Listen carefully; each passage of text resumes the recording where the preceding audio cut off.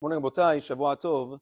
Just to conclude some of the laws that we've been speaking about, Ben Adam L'Chavero, we spoke about last week different forms of gizl, different forms of theft. We spoke about monetary theft, intellectual theft, when you cause a person to believe something that may not actually be true. There's other forms of gizl as well, which is, for instance, gizl zman, for a person to steal another person's time.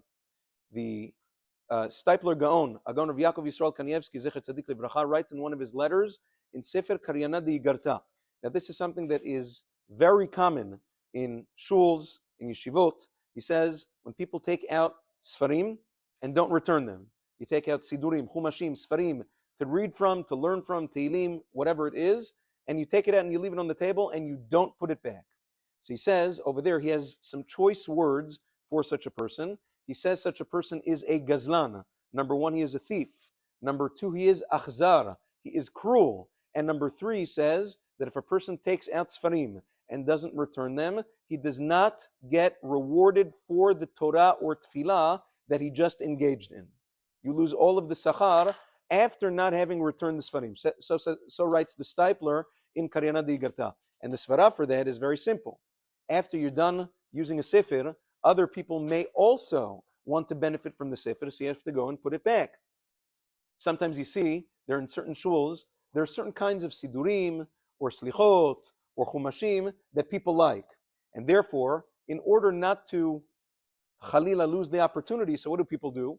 They either hide it inside their talit bags, or they hide it in certain places in the shelf so that nobody else can find it.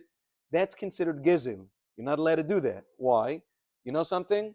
You have to be like everybody else. You start from default. If you come on time, that's an incentive to come on time and it's there. Wonderful. And then you put it back when you're done.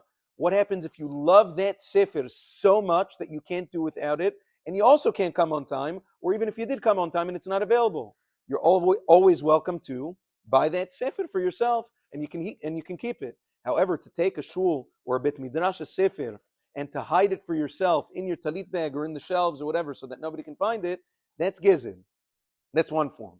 Another form of gizl is stealing a person's sleep, gizl shina.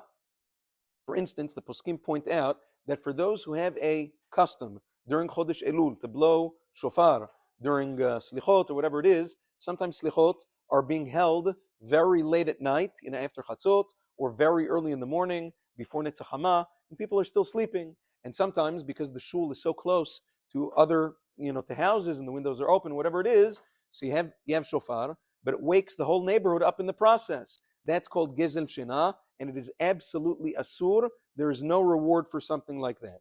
Also, I remember when I used to go in Yerushalayim to slichot in Yeshivat Or HaChaim, Reuven Elbaz used to point out at the end of every slichot, he says, when you're done, it was at chatzot, we used to leave at like 1:30 in the morning.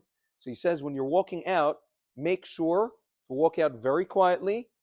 Don't talk, don't beep, don't make a sound, because it's a residential neighborhood. If one person wakes up as a result of you doing slichot, everything is down the tubes, down the drain, no sachar. You have to be very sensitive. The point is, in general, those people who wake up for nits, but it's like people wake up for nits, which is wonderful, but when he gets out of bed, it's like an elephant is running loose through the house. Can you imagine? You know what I mean?